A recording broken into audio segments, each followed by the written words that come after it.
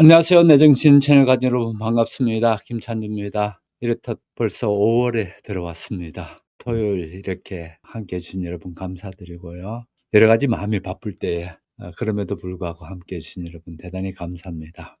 제가 늘 시작할 때에 이 소설을 읽을 때에 뭐를 좀 염두에 두면 좋을까라는 부분에서 한 가지 모더니즘이라는 거에 대해서 말씀드리겠습니다. 모더니즘을 단순히 문학에만 나타나는 것은 아니고요. 여러 군데에서 나타나는 현상입니다.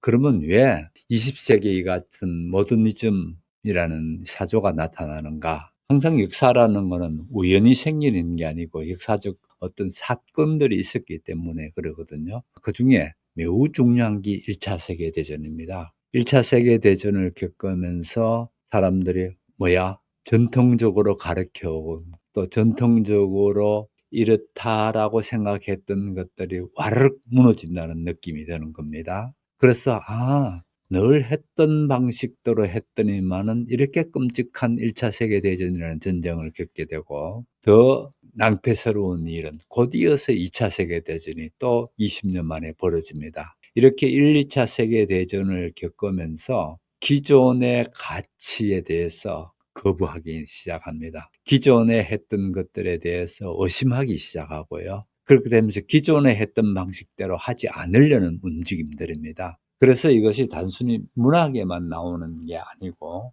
여러 분야에 나타납니다. 예술, 건축, 종교, 철학, 사회조직, 그 다음에 일상생활, 과학 등등으로 나오고 있습니다. 자, 여기 보시게 되면은 제가 위키에서 모더니즘이라고 되어 있습니다.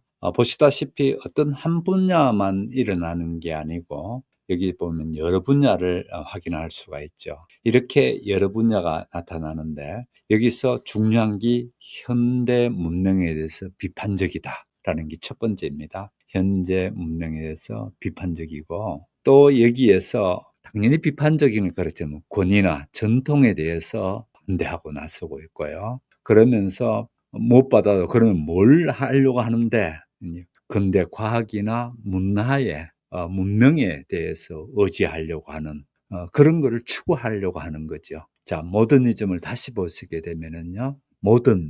마든이라는 현대라는 뜻이지 않습니까? 그 현대라는 뜻인데 이 현대라는 뜻이 과거나 전통 또는 그전에 쭉 내려왔던 그런 거에 대해서는 미래에 대해서는 상당히 과거에는 유토피아적인 미래를 꿈꿨다면은 1, 2차 세계대전을 겪으면서 반유토피아적인 생각을 갖게 되고요. 그래서 이런 생각에서 제일 첫 번째 모더니즘 같은 말 그대로 현대적인 걸 추구하더라. 도시적인 걸 추구하더라. 문명적인 걸 추구하더라. 이런 걸 생각하시면 됩니다. 자연은 그러면 등한시하는가? 등한시한다기보다 자연에 대해서도 뭐를 뽑아내기는 뽑아냅니다. 뽑아내는데 일단은 도시적이고 현대적인 거를 우선으로 하더라라는 부분을 두시고요. 과거의 자연적인 것에서 순수 자연적인 것을 그대로 읽는다면은 자연적인 것에서 이미지를 딱딱 뽑아 오려고 합니다. 그런 부분은 좀 다르지요. 그래서 그냥 자연을 보고 이렇게 관조하는 자세가 아니고요. 거기 자연 속에서의 어떤 부분을 딱딱 이미지화 시키려고 하는 그런 게 아주 강합니다. 그래서 과거에는 저거는 물이야. 저거는 호수야. 이렇게 생각했는 거에 비해 가지고 개인이 이제 느끼도록 그렇게 해 줍니다. 그래서 여기서 개인주의적인 입장이 아주 부각되어지게 되게 돼 있고요. 아무튼 뭐 이런 것 저런 거 하면 괜히 복잡하고 어려워지는 것 같은데요. 기본적으로 봐서 현대적이다. 20세기에 일어난 문학뿐만 아니고 예술, 종교, 또 그다음에 철학, 심지어 건축에 이르기까지 그런 부분들이 다 나타나는 게 모더니즘이다. 이렇게 아시면 될 테고요. 우리는 이렇게 넓은 부분에서 다 하기는 너무 어려우니까 문학이라는 부분을 딱 압축해서 다시 다루도록 하겠습니다. 문학에 들어왔을 때에 대표적으로 율리시스 그 작품이죠. 이 율리시스는 아시다시피 제임스 조이스가 쓴 아일랜드에서의 하루의 생활 그런 하루의 생활이 매우 의식 중심으로 기록되어져 있습니다. 과거의 소설에는 사건이 일어나고 뭐 어떻고 바깥에 외부적인 걸 많이 한다면은 여기에서 하루 동안에 머릿속에서 마구 스쳐가는 것들을 붙잡고 그렇게 나오는 겁니다. 지금도 제가 촬영하면서 '이 밤에 자야 될 시간은 훌쩍 넘었는데.' 이러면서 막 생각이 또 떠오르기도 합니다. 또 그다음에 좀 전까지만 열심히 공부해서 했던 거 이거를 다 기억해야 되는데 또 그다음에 '시간은 또 어떻게 배치할 것인가.' 또 그다음에 '내가 늘 말을 느리게 하는 형태니까 말을 좀 제대로 하고 있나?' 경상도 사투리는 발음도 시원찮고한데 이런 것들이 생각이 마구마구 막 됩니다. 과거에는 이렇게 생각이 마구 떠오르는 거에 대해서 누르고 바깥으로 내보내야 되고 이렇게 되는 걸로 되어졌다면은 이게 인제 문학 작품에서 그거를 정면으로 들고 나오는 거죠. 그래서 이 율리시스라는 제임스 조이스의 소설이 이런 면에서는 아주 획기적인 그런 거였고요. 나중에 지금 4월이 지났습니다만 T.S. 엘리엇 같은 경우에 어떻게 이미지를 자연 속에서 있는 이미지를 딱딱 잘 집어냈는가가 T.S. 엘리엇 같은 경우가 그렇고요. 그다음에 버지니아 울프라든지 이런 사람들에 의해서 문학에서 모더니즘이라는 게 아주 떠오르게 됩니다. 그다음에 이같이 문학에 떠오른 그 모더니즘이 이렇게 몇 가지 일 정도가 아니고요. 상당히 복잡하게 전개됩니다. 복잡하게 전개된다는 거는 당연히 실존주의와 철학과에도 연결되어지면서 또 그러면서 그 심리학과도 연결되어지고 이렇게 되어지면서 상당히 또 어려워진다는 어떤 그런 것도 또 한계가 있습니다. 그래서 이 모더니즘이 이렇게 1차 세계대전 이후에 일어나기 시작하면서 2차 세계대전에 더 왕성히 일어나게 되고요. 이렇게 되면서 1-2차 세계대전 끝나면서 아주 정면으로 문화적인 말씀드렸듯이 여러 분야에서 솟아오르는 그런 부분입니다. 거기에서 가장 큰 거는 의미를 상실한 인간에 대한 얘기입니다. 그래서 뭐 실존주의도 인제 그런 거에서 출발되죠. 실존주의 철학도 인간에 대해서 긍정보다는 인간에 대해서 부정적인 것, 그런 부조리한 인간 이런 거에서 인제 실존주의가 출발됩니다마는 마찬가지로 문학 작품에서도 예를 들어서 사무엘 베케트의 고도를 기다리며 어떻습니까? 매우 부조리하지요. 뭐라고 할 수도 없습니다. 그 고도를 기다리며라는 작품을 한국에서 참 여러 번 공연을 했죠. 네, 지금 보니까 제가 일부러 찾아봤습니다. 한국에서 고도를 기다리며 언제 또 연극이 있나 보니까 5월 9일 일에서 5월 25일 사이에 서울에서 하고 있고요. 국립극장 다로룸에서 국립극장에서 이 작품을 올리고 그다음에 아마 지방도 가는 것 같습니다. 대구도 가고 대구는 6월 6일에서 6월 8일 그다음에 경기도 구리에 5월 30일 이런 식으로 인제 쭉 되는데 이같이 인제 고도를 기다리며라는 게 한국에서 참 오랫동안 그렇게 연극 그걸로 올랐습니다. 주된 그걸로 올랐죠. 한마디로 부조리극입니다. 연극을 다 끝나도 '무슨 얘기할지 모르겠다.'라고 할 정도로 매우 부조리한 어떤 그런 거를 아주 그렇게 내세우고 있는데 아무튼 이 같은 부조리 예를 들어서 사람마다 조그만 십자가를 지지 죽을 때까지. 그리고 기억에서 사라지네. 뭐 인간은 모두 태어났을 때부터 정신이 돌았어. 부조리하지요. 어떤 인간들은 그대로 돌아서 살지. 돌아서 산다는 겁니다, 인간 사는 거를요. 어느 날 나는 눈이 멀었고 어느 날 우리는 귀머리가 될 것이요. 어느 날 우리는 태어났고 어느 날 우리는 죽을 것이요. 똑같은 날, 똑같은 시각에 말이에요. 예. 어떻게 무겁죠? 그다음에 보세요. 태어날 때부터 무덤에 걸터앉게 되는 것이요. 눈 깜빡할 사이에 빛이 비치고 또다시 밤이 되는 것이요. 이렇게 사실 주고받는 이 대화들 속에서 보면 알아들을 수는 얘기보다는 못 알아듣는 게 너무 많고요. 또 그다음에 고도란 기다리긴 기다리는데 뭘 기다리는지 자기도 모르고요. 그러면서 기다리는 겁니다. 그래서 부조리의 그 대표적인 것으로 사무엘 베케트의 고도를 기다리면서 하는 건데요. 이 작품으로 노벨 문학상을 받고 이제 그렇게 되죠. 아무튼 모더니즘이라는 거는 좀 전에 말씀드린 것처럼 긍정적인 그런 면보다는 이같이 도무지 이해할 수 없는 그런 부분들로 되어지는 실존주의 사상가인 대표적으로 장폴 사르트르, 구토 이런 경우. 그다음에 결국은 이 작품 속에서 이명준이 추구하는 우리가 읽고 있는 이 광장이라는 작품 있지 않습니까? 여기에서의 이명준이 추구하는 일종의 유토피아적인 것은 결국은 실패로 끝나게 되는 거죠. 없는 걸로 그렇게 끝나게 되는 거죠. 그래서 이 과정 속에 처음부터 없더라라기보다는 철학과 학생답게 젊은이답게 아주 깊이 깊이 생각해 들어가면서 그거를 추구하는 부분에서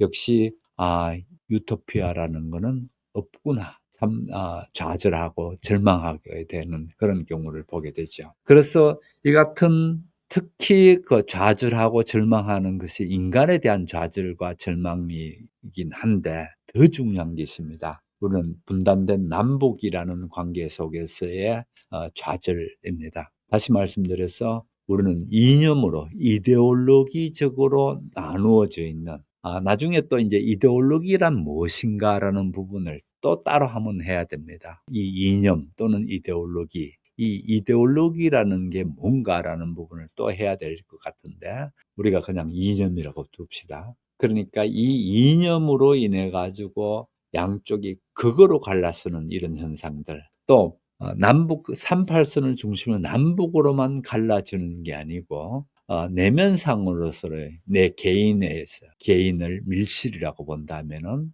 또 공공의 장소를 광장이라고 본다면은 광장과 밀실이 서로 조화롭게 같이 공존할 수 있어야 하는데 한쪽만 있고 한쪽이 없는 사회. 그렇게 되면서 마치 그 불구인 것처럼 되는 그런 현상들에서 크게 실망을 하게 되죠. 그렇게 되는 내용들이 이제 쭉 앞으로 나오는 부분인데 제가 이제 여기서 말씀드리려고 하는 부분은 모더니즘이 뭔가라는 부분이 이제 주된 건데요. 한마디로 전통적으로 내려온 가치나 이런 것들에 해 가지고 뭐를 추구하려는 게 아니고 새로운 것들 기존의 이념이든지 기존의 이데올로기가 있었다면 그걸 그대로 받아들인 게 아니고 비판적으로 접근해 보는 것. 이런 것들이 상당히 그 중요한 부분으로 나오게 됩니다. 그러면서 이 소설을 전체적으로 보시게 되면은 형태가 이게 소설인지 뭔지도 모를 정도로 긴 독백이 이어진 경우라든지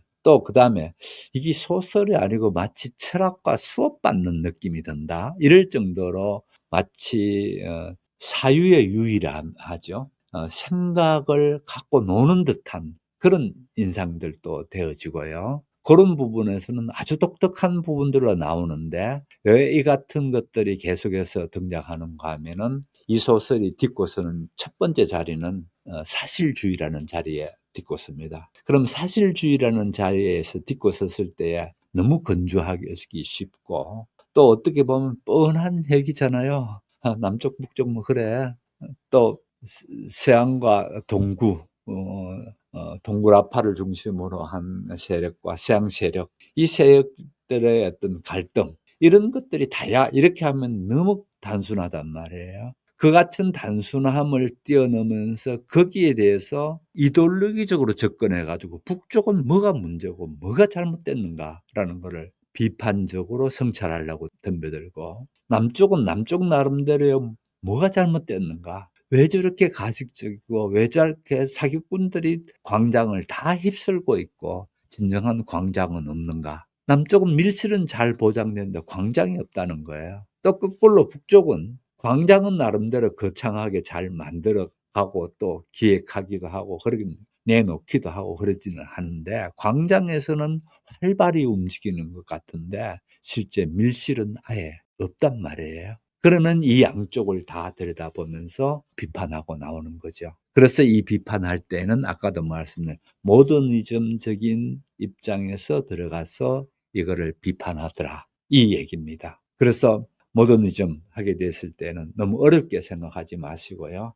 중요한 거는 이 같은 비판입니다. 이같이 이쪽도 저쪽도 그냥 무조건 기존에 따라왔던 거를 그대로 순응하면서 따라갔다기보다는 '정말 이게 맞나?' 한 번 더 생각할 수 있는 그런 생각의 깊이를 더할 수 있는 자리가 이 모더니즘이 서는 자리다. 이렇게 보면 되겠습니다. 침대가 놓인 쪽과 맞은편의 벽을 온통 가린 휘장을 벗자 그 뒤에 또 한 대의 침대가 놓이고 명주는 그 위에 누운 사람의 모습을 본다. 뚜껑에 그림이 그려진 미라 외관이다. 칠한 물질의 겉이 가는 실처럼 금이 갈라져 있고 통틀어 모습이 몸의 어디건 지나치게 모가진 느낌이다. 여자의 미라인 것은 팔목과 가슴, 허리의 모양으로 짐작이 가지만 부드러워야 할 턱선, 어깨, 허리 언저리도 일부러 그렇게 다듬은 듯 한 듯 모가졌다. 말하자면 진짜의 한꺼풀 입힌 조각일 텐데 사진에서 보는 그리스 조각과는 사뭇 다르다. 그리스 조각의 선은 따뜻이 굽이쳐 흐르는 곡선인데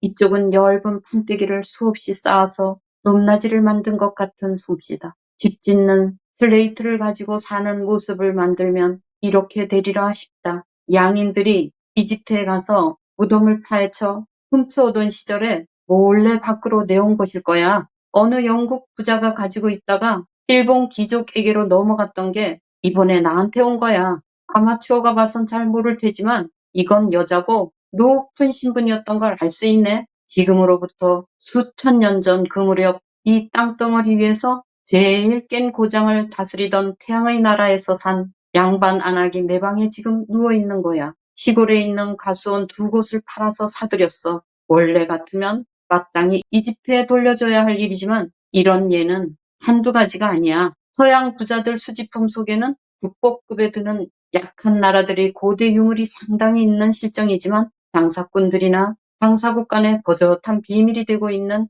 그런 물건들은 더 따지지 않기로 한 이를테면 기정사실이 돼 있지. 장차 일본 사람들이 훔쳐간 우리 유물을 찾는 게 큰일이야. 아무튼 잘 봐주게 막 내놓는 것이 아니니까 말일세. 햇빛에 바랜 낙타똥 냄새가 어렴풋이 풍기는 장엄한 시간이 몸속으로 소리쳐 흘러오는 듯한 떨림이 있다. 아랫배에서 치골에 이르는 언저리도 마찬가지 기하학적 우격다짐을 벗어나지 못하고 있을 그 두부모 자를 듯한 다룸새가 보는 이로부터 구체적 상상을 가로막는 구실을 하고 있을 굳어서 말라버린 그 사람의 몸은 병원의 유리관 속 알코올 담긴 몸뚱어리가 풍기는 생생한 역겨움에서는 동떨어진 곳으로 그를 끌어간다. 정 선생은 방 뚜껑을 들어올린다. 그 옛날 이 안악이 대리석 잠자리에서 낮잠을 즐길 때 그녀가 거느린 종이 그러했을 것처럼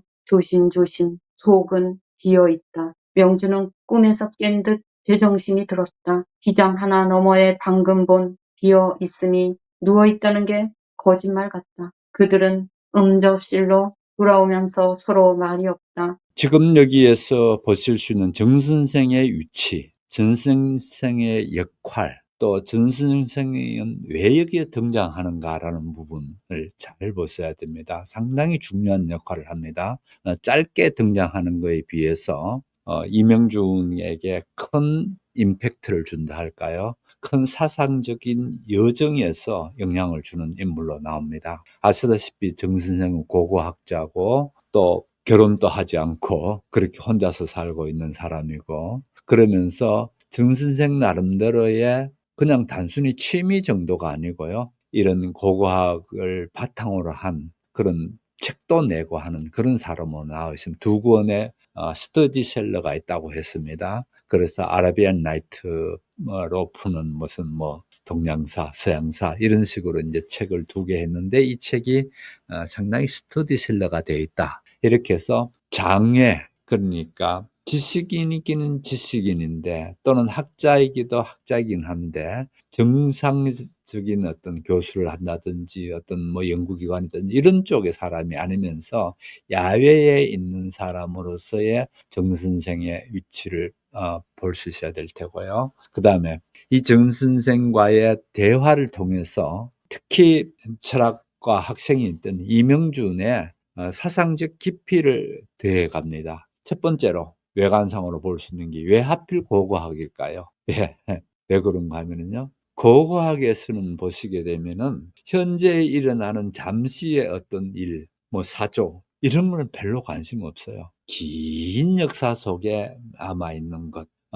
이 부침에서는 그렇게 관심 없고요. 긴 역사 속에서 남았는 것 그거를 가지고 탐구하는 게 고고학이지 않습니까? 그래서 어디에 좋게 비교되나요? 지금 이명주는 이 남쪽 사회와 북쪽 사회 또는 우리 철학과 학생으로서의 어떤 고민과 갈등, 현실적인 고민과 갈등, 현세라는 게 되게 주된 관심이었다면 그거하고는 아주 반대편에서 쭉 흘러내려오는 것을 고고학이라는 것하고 금방 세계관을 보는 세계를 보는 또 사상적 접근하는 방식이 완전히 판이하게 다르다는 걸 볼 수가 있죠. 그래서 여기에서 인제 이 정 선생님을 같이 만나자고 그렇게 했을 때 "아 그거 만나야 되는데." 하면서 그렇게 가서 마침내 오늘 인제 만나서 이런저런 얘기를 나누는 자리였습니다. 그런데 아직 이 고고학을 보는 이명준의 입장은 정 선생처럼 푹 빠져 있지는 않습니다. 오히려 그 미라를 관을 뚜껑을 열자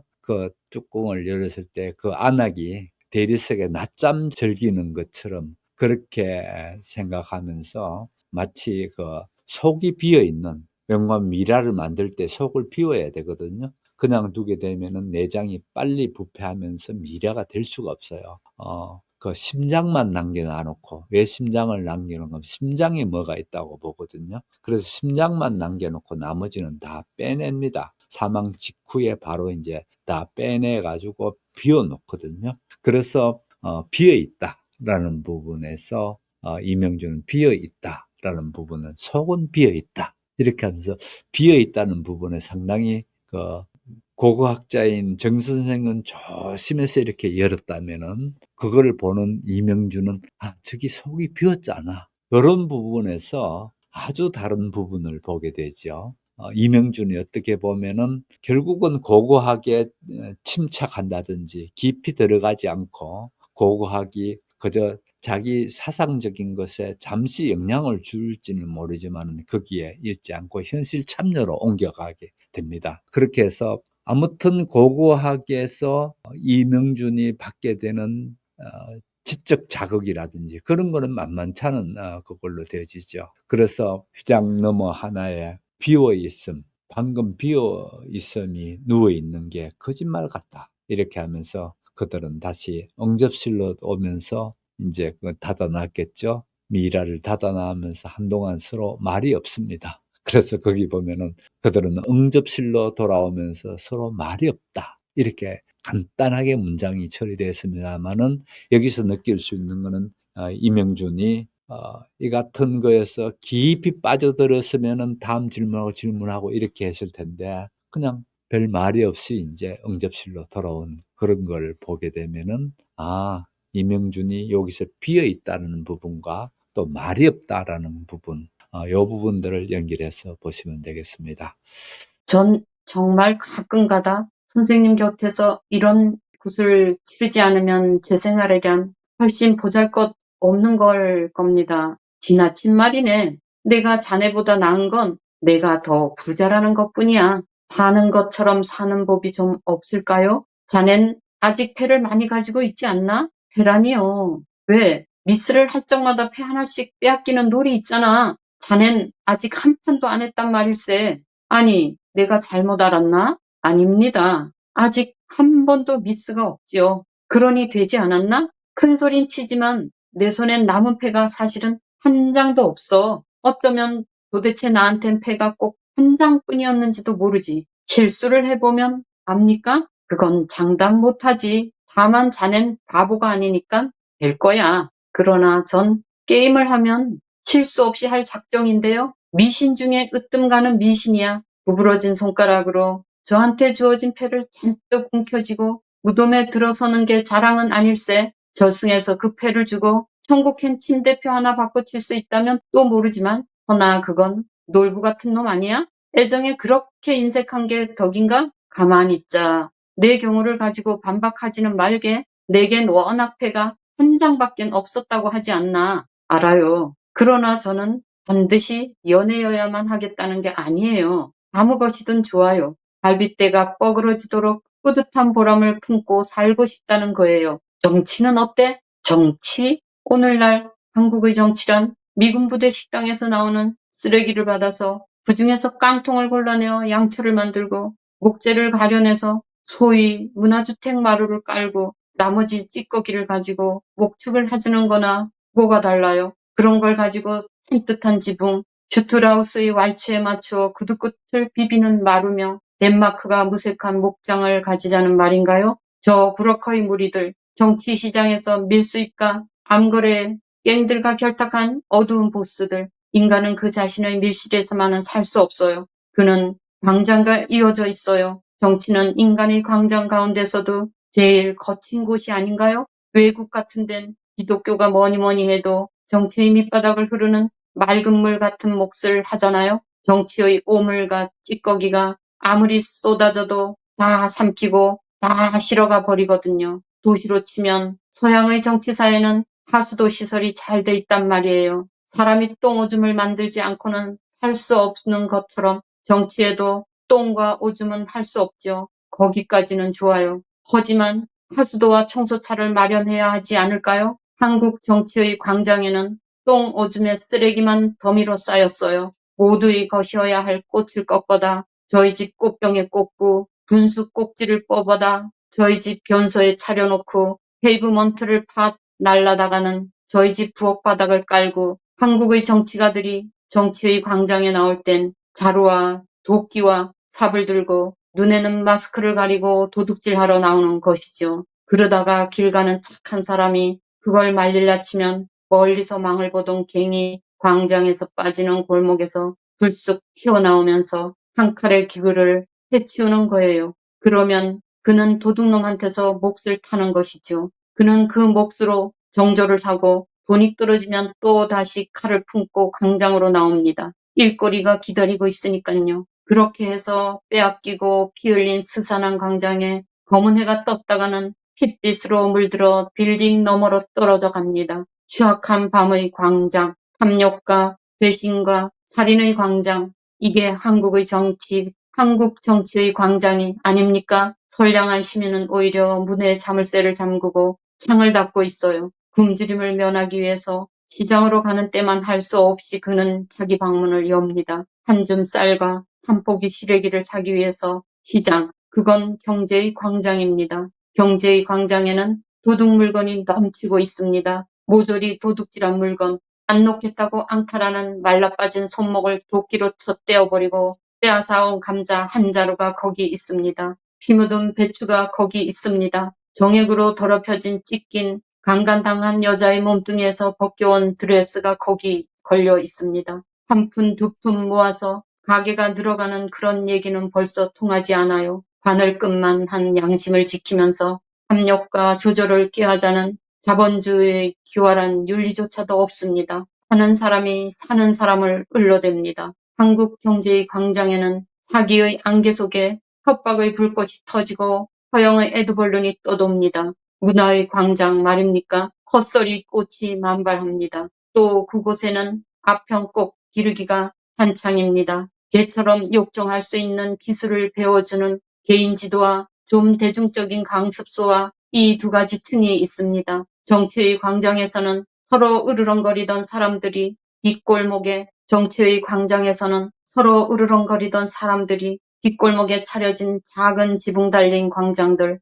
바와 카베라에서는 공범자처럼 술을 권합니다. 부정하게 얻은 돈이 마구 뿌려지고 문간에서 바이올린을 켜는 비굴한 예술가의 낯짝에 지폐뭉치가 뿌려집니다. 발레리나들은 스커트를 한 번씩 들어줄 때마다 지폐 한 장씩 다투어가며 주워 모아서는 핸드백에 소중히 간직합니다. 그 핸드백의 무게가 그녀들의 명성의 바로미터지요. 할 수 없어요. 그녀들의 연습장은 방수협회에서 뺏어 버렸으니까 저 빗물이 눈부신 화랑들의 묻을 말이에요. 시인들은 알아볼 수 없는 막끝까지 말을 두들겨 패서 사디즘 충동을 카타르시스합니다. 그들은 가난하니까 진짜 대상, 여자를 쓸 수 없기 때문입니다. 비평가들은 아니, 자네가 정말 카프카와 똑같은 겪음을 했단 말이냐? 거짓말 마. 저놈은 가짜입니다. 이런 식으로 국산 카프카를 엉망진창이 대개실이 두들겨 팹니다.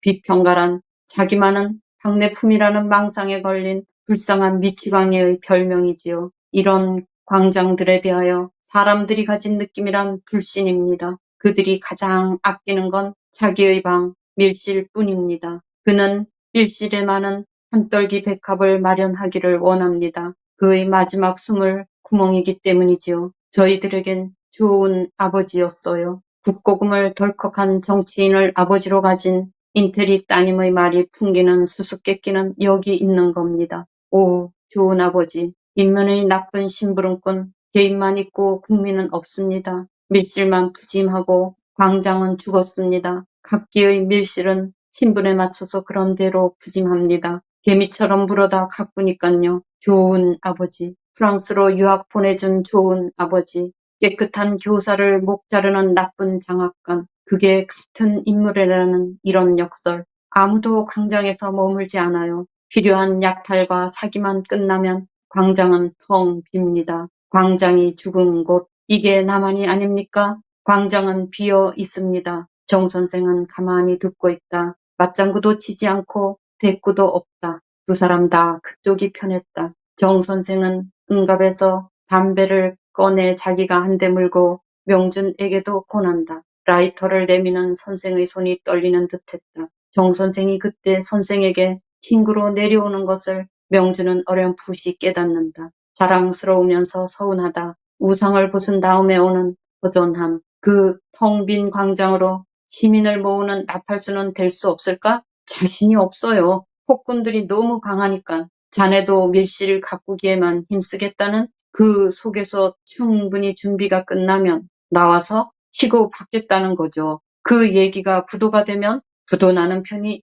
진실이겠죠. 또 말이 끊어진다. 말할수록 전 선생의 자리는 내려가고 그는 자꾸 건방져지는 게 선하다. 베토벤이 어때? 명주는 크게 끄덕인다. 정 선생은 전축을 걸어놓는다. 부수는 듯한 비바람 대신에 나긋나긋하고 환한 가락이 조용히 흘러나온다. 로맨스다. 몰리고 있던 분풀이를 마음껏 했다는 듯 일부러 딴 데를 보면서 정 선생은 장난꾸러기처럼 허리를 한번 젖혀 보인다. 명주는 빙긋 웃는다. 자, 이 부분에서 중요한 메타포가 있습니다. 말씀드렸다시피 모더니즘이라는 경우는 도시를 언급하기도 하지만은 모더니즘의 특징이 이같이 강한 메타포를 이용하거든요. 그렇다면은 이 소설에 등장하는 이 미라는 뭘 상징하는 걸까? 왜 미라를 여기다 뒀을까? 이런 얘기를 해보도록 하겠습니다. 상당히 중요한 얘기입니다. 결국은 이 소설은 여러 가지 이 소설의 주제를 나타내려고 군데군데 이런 것들을 은유를 배치시켜 놨는데 이 배치된 은유 가운데에 이 미라라는 거는 뭘 의미할까라는 걸 같이 한번 생각해 보도록 하겠습니다. 보셨다시피 이명준은 정 선생 집에 이제 놀러 가서 미라를 보게 됩니다. 그런데 미라에서 많은 감명을 갖는 게 아닙니다. 미라를 보고 이명준의 생각은 속이 비었잖아. 이런 생각이든지 저거 아무런 그 의미가 없지 않나, 차갑지 않나. 그냥 마치 한 여인이 대리석 바닥에 누워서 낮잠 자는 듯한 그런 낮잠 자는 거에 불과하지 않나. 이런 정도의 아주 뭐랄까, 건조한 그런 생각을 합니다. 그러면 왜 이렇게 되어지는가라는 부분을 보도록 하겠습니다. 말씀드렸다시피 정 선생은 고고학자고 상당히 귀중하게 생각해서 이명준에게 내놓습니다. 근데 이명준은 그거를 본 느낌은 이런 느낌이었고, 그러면 이거를 왜 요 자리에 배치해 놨는가 하면은요, 아시다시피 곧이어 가지고 우리 사회에, 그러니까 남한의 문제점과 북한의 문제점, 정치 체제라든지 우리 사회가 안고 있는 체제의 문제로 비롯되어진 이 엄청난 그 밀실과 광장이라는 두 부분을 두고 이제 얘기를 해야 될 판인데, 이 두 부분을 얘기하기에 앞서서 배치되어진 게 미라 얘기거든요. 이 미라 얘기가 이어서 등장할 이런 것들에 대해서 일종의 은유를 하고 있습니다. 암시를 주고 있고요. 또 메타포가 있다는 겁니다. 그러면은 뭘 주려고 할 건가? 1960년대 이때에 4.19가 일어나면서 결국은 우리 사회에서는 활발하게 체제에 대한 얘기라든지 담론이 일어날 수 있도록 되어져 있었습니다. 그래서 이 체제에 대한 담론을 이명준이라는 시선을 통해서 남쪽이나 북쪽이나 하나같이 미라처럼 이렇게 살아있는 생명이 아니더라는 겁니다. 양쪽 다 죽어 있다고 보는 겁니다. 광장이든 밀실이든 간에 북쪽에서 얘기하는 그런 체제도 마찬가지고요. 마치 죽어 있는 것처럼 생명이 없는 것처럼 되어져 버린 거에 대해서 미라를 얘기하고 있고요. 또 생명이 없는 미라일 뿐더러 미라는 뭡니까? 이명준의 표현에 의하면 속이 비었다라고 하지 않습니까? 사실은 속이 비었고 거칠에만 번지르한, 특히 남한의 정치인들든지 이런 사람들에 대한 비판이 곧이어 가지고 길게 나옵니다. 길게, 정말 이게 소설인가 뭔가 모를 정도로 길게 남한 사회에 대한 푸념도 아니고 그 같은 비판이 이제 나오게 되는데, 그거 앞에다가 얘를 배치시켜 놓고 일단은 이 미라라는 형상을 머리에 두고, 이제 이게 모더니즘의 특징을 했죠. 어떤 거를 형상, 이미지를 딱 뽑아낸다 했습니다. 그 뽑아낸 이미지가 바로 미라입니다. 뭐라고요? 남한도 북한도 생명 없는 것, 그런 거에 대한 비판입니다. 그래서 이 같은 생명 없는 미라를 여기다 갖다 붙여서 양쪽 다를 신랄히 이제 비판하게 되는 걸 보게 되죠. 결국은 속이 비어 있고 생명 없고 껍데기만 남아 있는 미라처럼 되어져 버린 이 남한이나 북한이나 똑같이 그런 현실로서 이 현실 정치를 이제 보고 있고요. 또 그다음에 이 미라가 상징하는 것이 있습니다. 뭔가 하면은 이명준의 마지막에 대한 암시입니다. 아시다시피 이명준은 마지막에 바다에서 자살하는 걸로 끝나죠. 거기서 아무런 해답이 없고 비랍게 물어봤는데 뭘 얘기해 주나요? 아무 대답을 해 주지 않습니다. 그냥 소외되어지고 끝까지 고독하게 그대로 남아있는 게 미라입니다. 미라를 한번 보세요. 어떤 미라든지 간에 단체로 같이 이렇게 있는 미라는 잘 없지 않습니까? 하나를 관에 넣어 놓고 그 관에서 박제된 것처럼 되어져 있는 거를 보고 사람들이 들여다보고 저기 이집트 시대의 미라래, 귀부인이래, 뭐 이런 얘기는 쑥닥쑥닥 될 수 있지 모르지만은 여기에 소통이 있나요? 여기에 어떤 뭐랄까요? 인간적인 따뜻함이 있을 수가 있나요? 전혀 그런 게 없지 않습니까? 바로 철저하게 소외되고 고독화된 자신의 모습에서 결국은 그것을 돌출해는 돌출부를 찾아내지 못하면서 타고르호라는 배를 타고 가면서 결국은 바다에 자살해 버리는 것. 물론 자살하는 장면은 나오지 않습니다. 그냥 사람이 하나 없어져 버린 걸로 그렇게 이제 얘기가 소설이 끝나긴 하는데, 그런 결말을 또 미라를 통해서 암시해 주고 있더라. 이런 얘기를 보시게 되면은 미라가 상당히 의미가 있구나라는 걸 지금 보실 것 같습니다. 그다음에 곧이어서 나오는 부분들인데요. 사실은 이명준이 지금 얘기가 정 선생하고 미라를 보고 들어와서 앉아서 얘기하는 얘기인데 실제 이게 얘기로 보여지나요?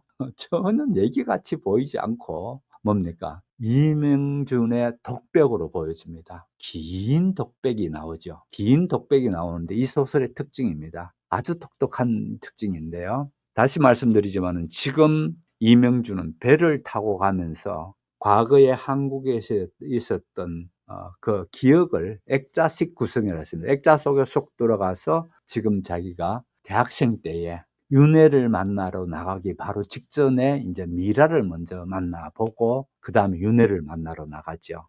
그래서 이제 윤회를 만나기 직전에 정 선생 집에 와서 미라를 보는 얘기가 연결되어지는데, 이 얘기가 어떻게 되나요? 순전히 이명준의 머릿속에, 기억 속의 과거의 일을 지금 쭉 얘기되고 있습니다. 그러다 보니까 상대편인 지금 앉아서 얘기를 나누고 있는 정 선생의 대화는 거의 잘 없습니다. 없고 혼자서 자기가 당시에 정 선생께 했던 그 얘기들이 마구 쏟아내는 형태로 되어지는데, 사실은 정 선생께 쏟아내는 게 아니고 누구께 쏟아냅니까? 우리 읽고 있는 독자들께 이 사회가 얼마나 잘못됐는가를 마구마구 쏟아냅니다. 예. 그래서 그렇게 보면은 이거 참 재밌다, 이렇게 보시면 됩니다. 안 그러면 따분해져요. 이거 뭐 날 가르치려고 그래? 나는 이런 데 관심도 없는데. 그렇게 생각하면 안 되고요. 일단은 이렇게 보셔야 됩니다. 한 젊은이가, 이제 젊은이의 그 이명준의 입장에 서서 생각해 봅니다. 젊은이가 삶을 좀 더 박진감 있고 삶을 좀 더 참되게 살고 싶다는 간절한 열망이 있습니다. 어떻게 살아야 인생을 바로 사느냐는 문제예요. 그런데 어떻게 살아야 되느냐, 바로 사는 문제를 자기는 생각하는데, 이 한국의 정치 사회, 이런 부분, 또 북쪽의 사회, 이런 사회가 도무지 어느 한쪽도 자기는 마음을 줄 수가 없더라는 겁니다. 또다시 말씀드리지만은 한국은 밀실은 잘, 개인적인 프라이버시든지 밀실은 잘 보장되는데, 광장이라는 것은 허위와 가식만 또는 사기꾼들만 판치는 그런 가짜 덜러리들만 판치는 자리가 한국의 광장이라고 봤다면은, 북한의 광장은 또 어떤 광장인가 하면은 오로지 선전도구, 기획되어진 것, 마치 활발히 뭔가를 하는 것 같은데 전부 다 가짜들이라는 겁니다. 그런 그 선동 위주로 되어지는 자리가, 모여지는 자리가 북한의 광장이라면은, 또 북한의 밀실은 어떻습니까? 개인이라는 건 아예 밀실이라는 게 없더라는 겁니다. 그러면서 건전한 인간은 자기 개인의 밀실과 그다음에 광장이 한 사람 속에 잘 조화롭게 있어야 하는데, 둘 다 심한 부재를 겪고 있는 현실을 두고 얘기하고 있거든요. 그래서 이 소설의 아주 중요한 주제입니다. 밀실과 광장이라는 것. 그러나 단순히 체제를 밀실과 광장이라면 가지고 계속 끌고 가는 건 아니고요. 여기서 잠깐 보셨다시피 더 또 인간의 근본적인 문제를 들고 나옵니다.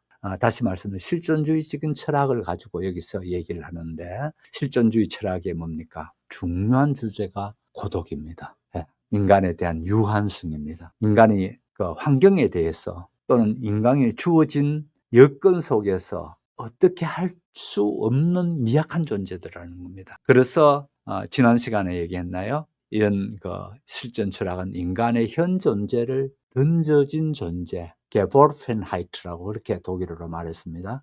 이걸 피투성이라고 그렇게 일본인이 제일 먼저 그렇게 번역했는데, 저는 그 번역이 그렇게 좋지는 않습니다.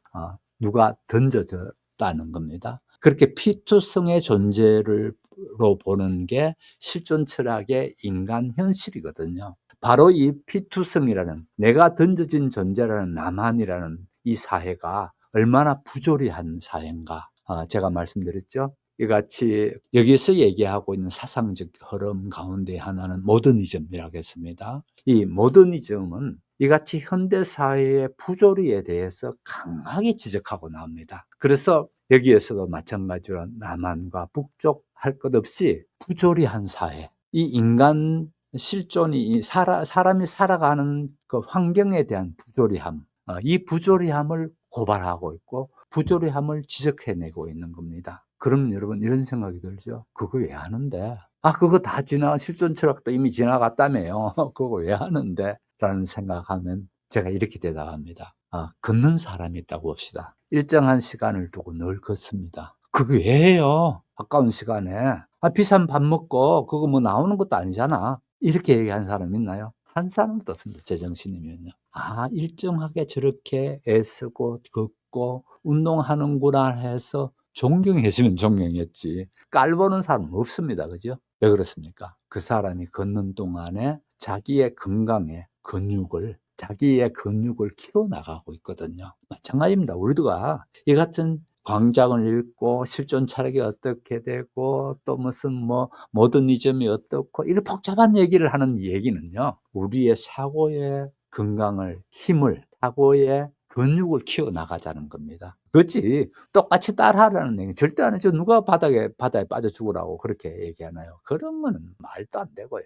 그래서 그런 의미에서 봤을 때 우리가 이 같은 사상적인 여정을 같이 가고 있거든요. 이명준과 더불어 이 소설을 통해서 사상적인 그 여행이랄까 여정을 같이 가고 있습니다. 이 사상적 여정을 통해서 이명준이 고민하고 갈등했던 그런 부분들을 나 역시 같이 갈등하고 생각해 보고 이렇게 하면서 내 생각의 근육을 든든히 해 나가자 이겁니다. 그렇게 보면 상당히 의미 있고 귀중한 겁니다. 안 되는 얘기지만 우리나라의 노인 자살률은 전 세계에 감히 넘겨다 볼 수 없을 정도로 높거든요. 늘 우리가 세계 최고의 자살 왕국입니다. 이 자살 왕국에서 감히 2등이 1등을 쳐다보지 못할 정도로 1등입니다. 이런 거 자살 왕국에 살고 있는 우리가 왜 그런가라는 것 가운데 하나는 뭔가 하면 생각하는 훈련, 생각의 근육을 충분히 다져놓지 못했다는 겁니다. 몸집만 덜금 커버렸어요. 근육이 없어요. 그러다 보면은 문제에 딱 부딪히게 되니까 끈을 놔버리는 거죠. 이런 현상이 저는 너무 안타깝고 참 답답하고 그렇습니다. 그러나 어떻든 우리만이라도 이 생각의 근육을 키워나가는 과정이다. 이렇게 생각하면은 이 시간이 어마어마하게 귀중할 겁니다. 그래서 여러분 좀 딱딱하고 재미없고 제가 좀 농담도 하고 뭐라 할까요? 좀 재밌게 해낼 수 있는 사람이면 참 좋겠는데 그 부분에 대해서는 저는 늘 미안하게 생각합니다. 늘 심각한 얘기만 해대고 이래서 미안하게 생각하는데요. 어떻게 없잖아요. 이렇게밖에 안 생겼으니까 그거는 여러분이 이해해 주셔야 되고 대신에 제게 분명히 배울 수 있는 건 있습니다. 정신 건강을 어떻게 탄탄히 만들어낼 수 있는가. 거기에 대한 거는 제가 확실한 노하우를 가지고 있습니다. 그래서 계속해서 그런 얘기를 해 나가도록 하겠습니다. 자, 그다음에 정 선생과 명준의 대화를 잠깐 좀 엿봐야 될 것 같습니다. 우선 정 선생이 먼저 명준에게 얘기하죠. 자네 정치는 어때? 이거를 물으니까 정치? 그러면서 그때부터 평소에 한국 정치에 대해서 불만을 갖고 있던 걸 마구 쏟아내기 시작합니다. 쭉 길게 이제 나오게 되는데 한마디로 얘기해서 한국 정치라는 거는 서양 사람들 하는 뒷공문이나 따라다니면서 마치 양철이나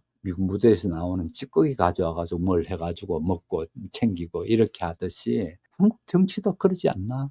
이렇게 보는 겁니다. 그렇게 하면서 뭐니 해도 한국 정치는 이 광장에서 정치라는 자리가 행해지는 이 광장에서의 한국 정치라는 거는 잔뜩 안 되는 얘기는 똥만 사질러 놓는 자리에 불과하지 이 똥 사질리는 거에 대해서 대책이 없는 게 한국 정치다 이렇게 보는 겁니다. 어떻습니까?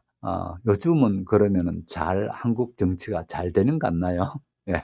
이때는 1960년대입니다. 1960년대를 이렇게 똥만 사질르는 게 한국 정치라고 본다면은 지금도 저는 여전하다고 봅니다. 그냥 이 당시는 그래 똥 사질리는 그저 그래도 이제 양반이라고 보고요. 저는 오히려 지금 한국 정치는 더 나빠졌다고 보거든요. 왜냐하면은 패거리들에 나와 가지고 패거리들의 자기 칼춤을 추는 자리가 나는 이 한국 광장이라고 정치의 광장이라고 보거든요. 그래서 오히려 우리 정치는 더 퇴보했죠. 다 진보했고 다 현대화됐고 다 달라졌는데 정치는 더 나빠지고 있습니다. 그런 면은 참 안타깝죠. 그래서 여기에 보면은 정치인들이라는 게 얼마나 겉다르고 속다르는 어떤 그런 자들의 이 이익만 챙기려는 사람들로 되어져 있는가를 여기다 쭉 나열했습니다. 예를 들어서 도로 포장할 때에서는 페이브먼트죠. 페이브먼트 그거 가져다가 자기 집에 갖다 놓고 또 화단을 만들기 위해서 꽃을 갖다 놓으면 그거를 자기 집 안에 가져가서 화분에 갖다 놔놓고 이렇게 하는 게 좋은 거 보이면 다 가져가는 게 한국 정치인들, 지집으로 가져가 버리는 게 이게 한국 정치인들 아니냐라는 쪽으로 얘기되어져 있습니다. 그러면서 이제 한국 정치인들이라는 거는 그 치료는 멀쩡하게 해가지고 예를 들어서 장학관이 아주 양심적인 교사를 잘라버립니다. 왜 그런가 하면 장학관이 양심적인 교사가 있으면 자기가 불편하거든요. 나도 해먹고 해야 되는데 저 자식이 눈을 똑바로 뜨고 자꾸만 보는 것 같단 말이에요. 잘라버리고. 그래 똑바로 하면 잘라버리는 거예요. 이런 예를 들어서 교육의 한 부분도 이렇게 얘기하고 있고요. 또 그다음에 이 한국의 광장이라는 거는 피 흘리고 스산한 광장에 해가 떴다면 핏빛으로 물들고 밤이 되게 되면은 온통 굶주림을 면하기 위해서 너도 나도 또 달라져 나오는 자리가 이 한국의 광장이 아닌가, 정치 광장이 아닌가. 결국은 이 자리에 와서 너도 나도 먼저 도둑질 해 나가는 것. 마치 감자 한 자루가 있고 뭐 배추가 거기 있다면은 서로 가져가려고 그렇게 그러다가 결국은 피 묻은 배추와 감자 이런 것들만 되어지는 게 당시에 4.19 직후에 그 우리 한국 사회를 보고 있는 정치 상황을 보고 있는 그런 묘사들입니다. 그런 묘사들이 쭉 나오게 있고요. 또 그다음에 깡패들 얘기도 나오고 그러면서 나쁜 부분들이 잔뜩 나옵니다. 예. 그래서 또 당시에도 이미 카프카라고 해서 소위 말하는 경향주의적 문학을 하는 사람들이죠. 문학은 이념의 도구로 써져야 된다는 사람들이죠. 그 카프카 활동하는 사람들이 또 만만치 않았습니다. 뭐 지금 또 대놓고 카프카를 하지는 않지만은 제 눈에 보였을 때에도 아직도 우리 사회에는 경향성 문학, 그런 이념주의적인 문학을 하는 사람들이 있어요. 그래서 참 안타깝죠. 그리고 또 이념주의적인 책을 냈다면은 그 책은 또 불티나게 팔려나가고 바른 소리하는 제대로 된 세계적인 정신사적으로 흐름에 되는 책을 나오게 되면은 아무도 거들떠보지 않고 이렇게 된 게 우리 출판 현실이지 않습니까? 그런 부분에도 참 안타깝죠. 그래서 아무튼 여기에서 이런 얘기를 합니다. 국고금을 덜컥한 정치인을 아버지로 가진 인텔리 따님의 말이 풍기는 수수께끼가 아버지는 국고금을 빼내 가지고 딸을 불란스로 유학 보내주고 그래서 딸은 인텔리네 하면서 이렇게 되어져 있고 이제 이런 상황을 여기다가 참 좋은 아버지다 이렇게 되어지는 것을 비꼬고 있습니다. 좋은 아버지나요? 전혀 그렇지 못하죠. 그래서 이게 나만이 아닙니까? 이 광장은 비었습니다. 이 얘기입니다. 광장은 비었습니다. 이 표현에 대해서 미라는 속이 비었군요. 이 얘기하고 같이 딱 나타나는 게 보이죠? 예. 그래서 앞에 미라가 나오는 겁니다. 속이 비었다는 거고 또 한편으로는 미라가 아무런 교감을 하고 생명력은 없지 않습니까? 그거를 또 여기다 갖다 대고 있는 거죠. 그래서 아무튼 이 밀실과 광장을 미라를 가지고 얘기하더라도 거기에도 여전히 그렇게 있더라는 겁니다. 그러면서 정 선생이 이야기합니다. 그러면은 그 텅 비었다는 자네가 말하는 텅 비었던 광장에 사람을 모으는 나팔수는 필요 없나? 자네가 나팔수 좀 되면 안 돼? 이 얘기를 역시 정 선생답게 인텔리답게 이명준에게 얘기합니다. 그랬더니 이명준은 자신 없어요. 솔직한 얘기죠. 폭군들이 너무 강하니까요. 이 얘기합니다. 요즘도 가만 보면 한국 정치도 그런 것 같아요. 왜 한국 정치가 이 모양인가 하게 되면요. 워낙 이 자리가 강한 터세들이 있거든요. 이러니까 제대로 된 사람이 여기에 한국 정치에 발을 들어놓으려고 하지 않습니다. 이게 이제 큰 문제거든요. 당시에도 그렇습니다. 폭군들이 너무 강해서 나는 자신이 없다고 이명준이 얘기하죠. 그러니까 정 선생은 얘기합니다. 그렇다면 자네도 밀실만 가꾸기를 힘쓰겠다는 얘기구나. 그 얘기하니까 이명준이 밀실에서 충분히 준비가 끝나면 그때 나와서 치고받든지 해야죠. 이런 식으로 얘기가 되어집니다. 그러다가 이제 더 이상 얘기가 진전이 없을 것 같으니까 그러면 자네는 부도 나고 난 뒤에 나오겠다는 얘기네. 이것도 정 선생이 결국은 이명준에게 한 방 날리는 겁니다. 현실 참여 좋다 이거야. 근데 니는 자꾸만 머릿속으로는 생각 아무것도 지금 하지 않고 있잖아. 이 나라가 망하고 난 뒤에 니는 나오겠다는 뜻인가 이 얘기죠. 그러다 보니까 결국은 또 말이 끊어진다. 본문에 보면 그렇게 나옵니다. 말이 끊어지게 되니까 정 선생이 이런 얘기를 합니다. 베토벤이 어때? 지금 음악을 듣자는 겁니다. 그러면서 전축에다가 이제 판을 올려놓고 음악을 듣는 그런 걸로 되어져 있습니다. 또 이어서 보도록 하겠습니다. 번들거리는 빠름이 먼지를 날리며 튄다. 태강경 너머 바닷속같이 가라앉아 보이는 들과 매들이 휙 달려오는가 하면 금시 뒤로 빠진다. 경인 한기를 명주는 모터사이클에 몸을 싣고 달리고 있다. 빠르게 달리는 틀에 앉아있는 몸에는 한창 찌는 듯한 7월달 한낮 진한 공기도 선풍기 쐬는 속이다. 지난해 겨울 영미와 같이 와보고 지금 두 번째 윤회네를 가는 길이다. 집에서는 내일쯤 어쩐 일인가 찾기 시작할 때지만 그 전에 전화를 하지. 말도 않고 제 차를 타고 왔다고 태식이 화낼까? 아니 괜찮을 거야. 그 일 너무 생각하지 마라. 그보다 윤회를 어떡할래? 영미 말을 들으면 진짜로 익어가는 모양이던데 나 같으면 사랑해 주겠어. 그거 쓸만하잖아? 하던 태식의 말이 생각난다. 남의 차를 집어타고 윤혜한테로 달려온 걸 햇님이 제법이라고 어깨를 추스를 거다. 제법이 되지 않고는 못 베기게 만든 그 일. 불시에 그녀가 보고 싶어지면서 문간에 놓인 모터사이클을 끌어내 힘껏 밟아대고 있지만 반드시 그녀가 보고 싶다는 것만은 아니다. 그저 미칠 듯이 달려보았으면 베개로 목 죄듯한 그 눌림에서 좀 벗어나질까 해서다. 영미 아버지한테서 그 얘기를 듣고 경찰에 2번 다녀온 지금 그의 삶의 가락은 아주 무너지고 말았다. 어느 날 아침 일어나 보니 그는 꼬리가 붙은 범죄자였다. 뒤따르는 검은 그림자. 그런 삶이 자기 일이 되고 말았다. 누군가가 그에게 안갚음한 모양이다. 목숨이 지루하다. 푸념하던 자에게 심술 꽂은 그 누군가가 내 이놈 맛 좀 보라고. 아니 그런 꿈속의 무서움이 아니다. 등허리가 쭈뼛한 꿈 밖의 무서움이다. 정치의 광장에서 온 칼잡이가 그의 침실 앞을 서성거리게 된 것이다. 모터사이클이 좌우로 크게 흔들린다. 인천 거리를 북으로 빠진 변들이 벽돌담으로 둘러싸인 윤회네 문 앞에서 모터사이클을 세운 그는 2발로 땅을 디디고 틀을 가누면서 멀리 구름이 인 바다를 바라본다. 내가 여기 온 정말 심사는 그는 기척을 느끼고 후딱 얼굴을 든다. 못이 치마 저고리에 고무신을 끈 윤혜가 서 있다. 윤혜의 눈을 보자 그는 부지중 고개를 돌린다. 놀란 모양이다.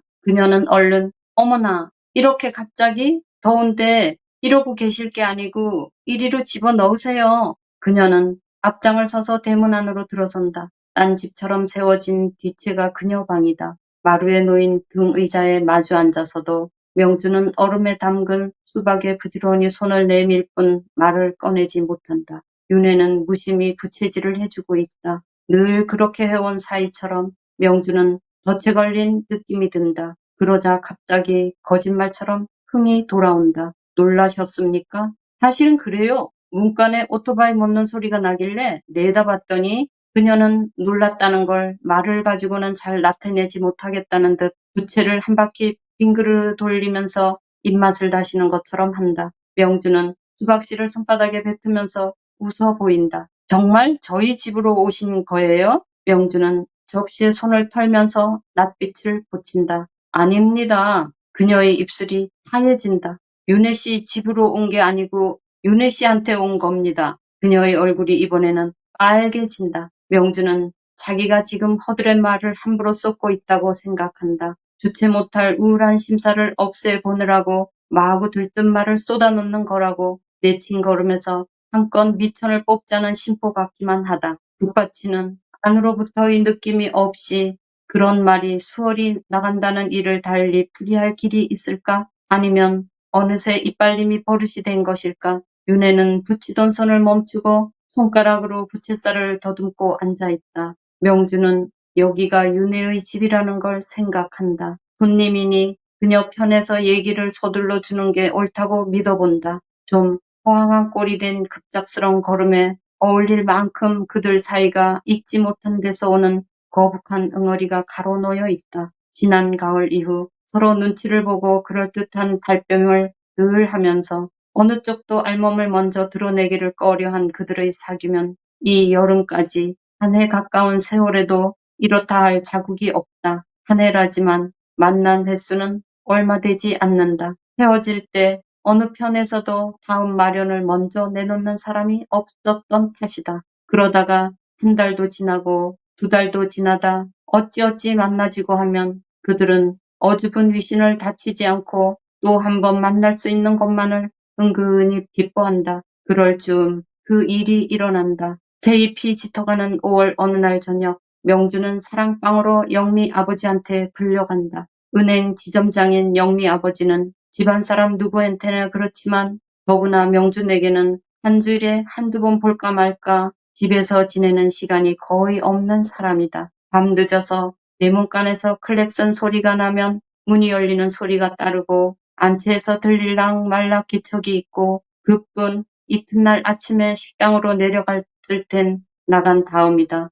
은행 가라는 일이 그토록 밤늦게 어디서 보내다가 아침이면 꼭 제때에 나가는 걸 보면 그런 힘이 어디서 나오는지 미상불 신기스럽기까지 하다. 영미 아버지가 하는 얘기는 전혀 뜻밖의 이야기다. 오늘 은행으로 형사가 찾아왔더군. 늘 있는 일이라 별로 특별한 생각 없이 만나봤더니 은행 일에 온 게 아니고 자네 일을 좀 물어볼 것이 있다자는가? 그 사람 말이 자네 부친이 요사이 평양방송의 대남방송 시간에 나온다는 거야. 알아보니 자네 주소가 드러나서 바로 본인을 불러서 알아보려고 했지만 집에 있는 사람이고 하니 한마디 알리러 왔다면서 자네 부친과의 관계며 자네 품행 따위를 몇 마디 묻다가 돌아갔어. 그일 중 혹시 불려가는 일이 있을지도 모르니 그리 알게 뭐 별일이야 있겠나만 그렇더라도 자네를 생각한다면 이름쯤은 바꾸고 지냄직도 한 일 아니건만 나무라듯 말끝을 흐린다.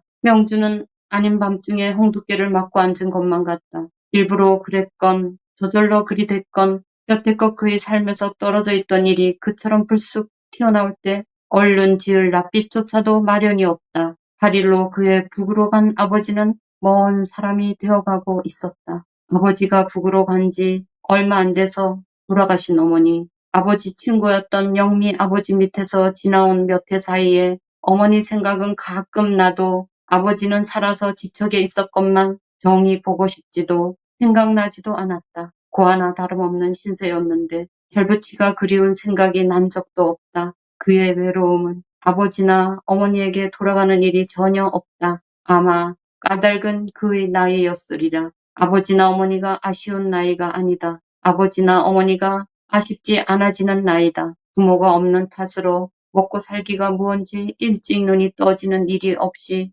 영미 부친의 살림 안에서 필요한 지급을 받고 있었고 그런 일을 송구스럽게 여기도록 영미 형제는 옹졸한 애들도 아니다. 아마 아버지 돈이지 저희 돈이 아닌 때문이었을 것이다. 돈이 없으니 명주는 돈을 모른다. 그만한 돈쯤 주는 것을 신세라고까지 여기고 있지도 않다. 굳이 아버지가 도와주기도 했다는 친구니까 이 될 데 없이 된 친구의 아들을 학교 보내주는 것쯤 그럴만하다는 안팎을 따진 끝에 그 위에 도사리고 앉은 품이라니 보다 돈이라는 돋보기를 가지고 제 삶을 뜯어보지 않았다는 말이다. 돈의 길이 삶의 길인데 그저 그렇게 살아가는 것이거니 돈을 잊고 살아온다. 제 삶을 꾸려주는 돈 말이다. 밥을 먹고 잠자리를 받고 학비를 타고 책을 사고 하는 데 쓰이는 돈이란 물건을 한 번도 자기 일하는 것의 살갗 안에 있는 것으로 느껴본 적이 없는 그였다. 젊고 가난한 철부지 책벌레다.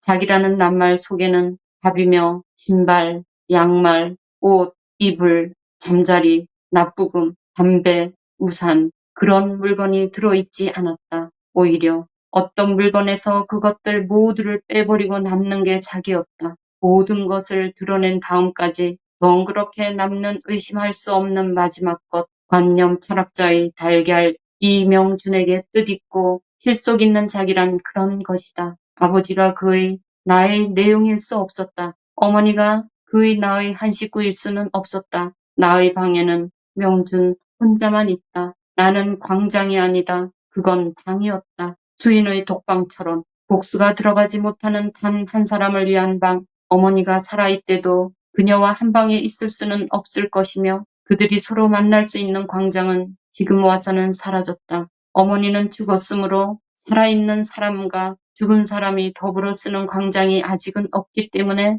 아버지와 만날 수 있는 광장으로 가는 길은 막혀 있다. 아버지가 모습을 나타내는 광장은 다른 동네에 자리 잡은 광장이다. 그리고 그 사이에는 기관총이 걸려 있다. 애당초 그리로 갈 여음을 내지 말아야 했고 가고 싶다고 생각한 일도 없다. 왜냐하면 그는 광장을 믿지 않기 때문이다. 갑자기 나타난 아버지는 어떻게 맞이했으면 좋을지 어리둥절을 한 어떤 풍운과 같다. 번들거리는 빠름이 먼지를 날리며 튄다.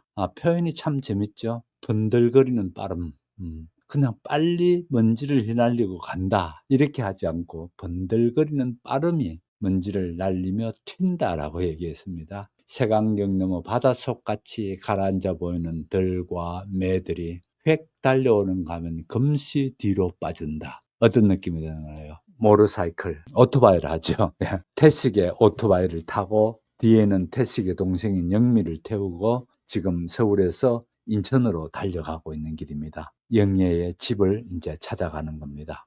7월입니다. 그러다 보니까 매우 찌는 듯한 여름 더위가 있고 그렇게 하면서 아마 태식한테는 오토바이를 가져간다는 얘기도 안 했는 것 같습니다. 그러나 너무 걱정하지 않는 게 평소에 얼마나 꽁생원처럼 그렇게 했는가 하면은 말도 않고 태식이 가져갔다는 점에 대해서 태식이 오히려 화내지 않을 것 같다. 그런 생각을 합니다. 오히려 이제 잘 남의 차를 가지고 나갈 줄도 아네. 이런 쪽으로 이제 샌님이 아니다라는 걸로 어깨를 추스러 줄 것 같다. 이런 생각도 혼자 하면서 그렇게 영예를 태우고 윤회네 집을 달려가는 장면입니다. 그래서 달려가는 장면을 좀 전에 보셨다시피 상당히 잘 표현해 놨습니다. 잘 표현했다는 상당히 문학적으로 그렇게 모터사이클을 빠지는 게 마치 금시 뒤로 무엇이 막 지나가는 듯한 그런 느낌을 잘 얘기했습니다. 영미한테서 그 얘기를 듣고 경찰서에 2번 다녀온 지금 경찰서에 가서 마구 무참히도 두들겨 맞습니다. 단지 아버지가 월북했고 월북한 아버지가 대남방송에서 나와서 그렇게 하는 걸 보고 이제 아들을 잡아다가 두들겨 패는 겁니다. 그래서 지금 여기에서 왜 그러면은 이명준은 이같이 오토바이를 타고 윤회네 집으로 가는가라는 부분, 왜 모터사이클인가? 이 부분입니다. 무슨 얘기인가 하니요? 여기에서 나오는 오토바이는 젊은이의 그 들끓는 그 열정을 어디다가 내놓을 수 없던 겁니다. 그러는 상황에서 이 오토바이를 타고 달려보면서 자기의 그 위로를 받고 있는 거고요. 또 그 다음에는 결국은 서울에서 그렇게 경찰서에 붙들려 가서 두들겨 맞고 하는 이런 서울을 탈출해 나가는 거죠. 다시 말씀드려서 현실을 탈출해 나가는 과정입니다. 누구께? 윤회께. 이 불합리하고 이 억울한 이 서울에서 이제 그 답답한 여름, 그 찌는 듯한 그 여름 날씨에 오토바이를 달리면서 이제 그런 거를 탈출해 나가는 그런 장면을 보게 됩니다. 결국은 월북한 아버지로부터 당하긴 억울함과 울분과 그다음에 그 어떻게 하든지 작은 모양이지만 삶의 어떤 돌파구를 찾아보려는 시도 중에 하나가 지금 윤회를 찾아가는 길입니다. 윤회 찾아가서 윤회 집에서 이제 가서는 뭔가를 그러니까 심리적으로 의지하고 싶은 그 마음을 여기서 볼 수가 있죠. 그래서 이제 그 태식의 오토바이를 말도 하지 않고 지금 그 동생인 영미를 태워가지고 윤회네 집으로 지금 가고 있습니다. 다시 말씀드려서 자기 삶의 그 고독 또 그 다음에 환멸이죠. 아버지가 월북했다는 이유 때문에 그 아들을 두들겨 맞는 그런 거에 대한 환멸이겠죠. 그래서 그런 것들을 좀 벗어나고 싶다라는 생각에서 이렇게 찾아가고 있다라는 부분입니다. 아무튼 여기에서 보시다시피 이명준은 나름대로의 이 남한에서 부조리하고 남한에서 말도 안 되는 그런 울분이 터지는 일들도 생기지만은 또 한편은 여기에서 무언가를 또 극복해 보려고 하는 건데 그 중에 하나가 윤회입니다. 윤회를 만나서 이제 윤회 집으로 가게 되고 또 그 다음에 얘기가 진행되는 거는 요번에는 돌아옵니다만은 아예 여름 방학 한동안을 윤회네 집에 있기로 하고 다시 윤회네 집을 내려가는 걸 보게 됩니다. 그래서 뭔가 도피처를 할까 안식처를 할까 그런 거를 찾아내게 되는 게 지금 진행되는 얘기입니다. 그래서 윤회네 집 앞을 막 도착하자마자 윤회가 금방 나옵니다. 금방 나와서 영감 윤회는 집에 있다 보니까 이제 오토바이가 자기 집 앞에 이렇게 정차하는 소리를 듣고 나니까 곧바로 나와가지고 그렇게 맞이합니다. 어머나 이렇게 갑자기 더운데 이러실 게가 아니고 집으로 넣으세요. 이제 오토바이를 안에 넣고 이제 우리 집에 들어가자는 겁니다. 그렇게 하면서 그녀는 앞장서서 대문 안으로 들어선다. 딴 집처럼 세워진 뒷채가 그녀의 방이다. 그러니까 윤회가 서고 있는 방이 어디에 있다고요? 뒷채에 있다는 거죠. 딴 집처럼 되어져 있는 그 뒷채에. 윤회는 무심히 부채질을 해준다. 이제 그렇게 덥고 하니까 이렇게 부채질을 해주고 있죠. 그러자 갑자기 거짓말처럼 흥이 돌아온다. 놀랐었습니까? 그러면서 이제 묻습니다. 명준이가. 놀랐었습니까? 내가 갑자기 이렇게 와서 놀랐었습니까? 그러니까 사실은 그래요. 문간에 오토바이 소리가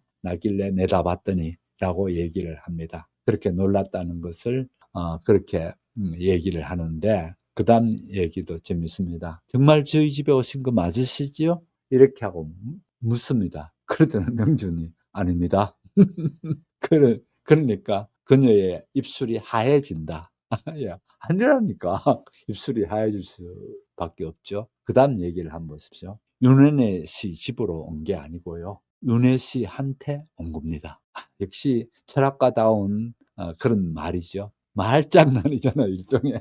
윤혜 씨 집으로 온 게 아니고요. 윤혜 씨한테 온 겁니다. 뭔가 끌리는 얘기 아닙니까? 네. 내가 여자라도 그럴 것 같아요. 이렇게 대답해 주면 내인데 왔다. 그러면 이 남자를 내가 어떻게 받아줘야 되지? 라는 그런 순간에 그런 생각이 들 것 같습니다. 그녀의 얼굴이 이번에는 빨개진다. 이렇게 했습니다. 앞부분은 하얘졌다 했죠. 그런데 이번에는 얼굴이 빨개졌다. 이렇게 합니다. 자, 그 다음에 그동안의 윤회와의 만남을 그렇게 뜨겁게 가져본 적은 없고, 그러나 이제 몇 번 지난 가을에도 만나고 몇 번 만나기는 했는 것 같습니다. 그 얘기를 하고, 왜 그런가 하면 윤회도 그렇게 적극적으로 나서서 대시하는 것도 아니고, 더군다나 명주는 더더욱 그럴 형편이 아니었죠. 그래서 그러고 하고 이제 지나왔는데 오늘 이렇게 오게 된 겁니다. 이틀 후 명주는 애써서 사찰계 취조실에서 형사와 마주 앉아 있다.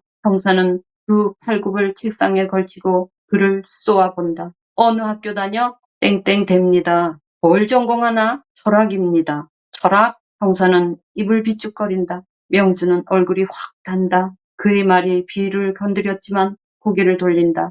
형사의 등 뒤쪽에 열린 커다란 창문 밖에서 물이 흐르듯 싱싱한 포플러 나무의 환한 세잎에 눈길을 옮긴다. 5월 좋은 철이다. 좋은 철에 자기는 뭐하러 이 음침한 방에 앉아서 보통 같으면 담뱃불 댕기는 것도 싫을 버릇없는 사나이한테서 이죽거림을 받는 것일까? 아버지 덕에 아버지 고맙습니다. 같이 있을 때도 늘 집에 보이지 않고 몇 달씩 집을 비웠다간 불쑥 나타나곤 했던 아버지다. 신징, 하얼빈, 연길, 소년 시절을 보낸 중국의 도시들, 해방이 되자 뭐하러 부랴부랴 서울로 나왔을까? 안 그랬던들 어머니도 돌아가시지 않았을지 몰라. 그래, 철학 가면 마르크스 철학도 잘 알갔군? 네? 생각에서 깨어나면서 얼결에 그렇게 되묻자 형사는 주먹으로 책상을 탕 치면서 이 쌍놈의 새끼 귓구멍에 말뚝을 박안 마르크스 철학도 잘 알겠구나 이런 말이야.